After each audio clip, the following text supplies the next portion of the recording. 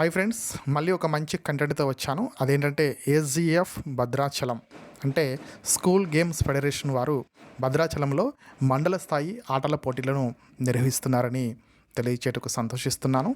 అలాగే దీనికి సంబంధించినటువంటి ఆహ్వానాన్ని ఇప్పటికే వివిధ పాఠశాలకు పంపించున్నారు. ఆ యొక్క ఇన్విటేషన్ని మనం చూద్దాము. గౌరవనీయటువంటి ప్రధానోపాధ్యాయులకు తెలియజేయనిది ఏమనగా, భద్రాచలం మండలం నందు మండల స్థాయి ఆటల పోటీలను ఈ నెల 20వ తారీఖున బాలికలకు, 21వ తారీఖున బాలురకు నిర్వహించబడను. కావున తమ పాఠశాల క్రీడాకారులను ఈ క్రీడల్లో పాల్గొనేందుకు ఆహ్వానించటమైనది.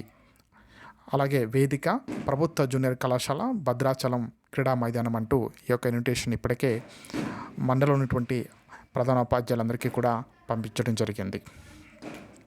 అలాగే ఈ క్రీడలను ఆర్గనైజ్ చేసేది ఎవరంటే జేహెచ్ఎస్ భద్రాచలం వారు. ఈ పాఠశాలలో నేను పనిచేస్తున్నాను అని చెప్పుటకు తెలియజేయడానికి సంతోషిస్తున్నాను. అలాగే ఈ క్రీడలకి ఆర్గనైజింగ్ సెక్రటరీగా వ్యవహరించేది ఎం రమేష్ గారు. వీరు పీడీ గారు, జేహెచ్ఎస్ భద్రాచలంలో పనిచేస్తుంటారు. అలాగే ఈ క్రీడలకు కన్వీనర్గా వ్యవహరించేది జి పద్మజ గారు, హెచ్ఎం గారు, జేహెచ్ఎస్ భద్రాచలం వారు. మరిన్ని వివరాలకి వీరిని సంప్రదించవచ్చు. ఈ క్రీడలను మరొకసారి చూద్దాము. 20వ తారీఖున బాలికలకు, 21వ తారీఖున బాలురకు.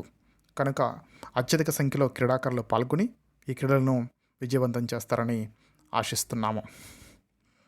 ఇట్లో హోస్ట్ స్కూల్ అయినటువంటి GHS Bhadrachalam. Thank you and all for watching. I shall meet again in the next video.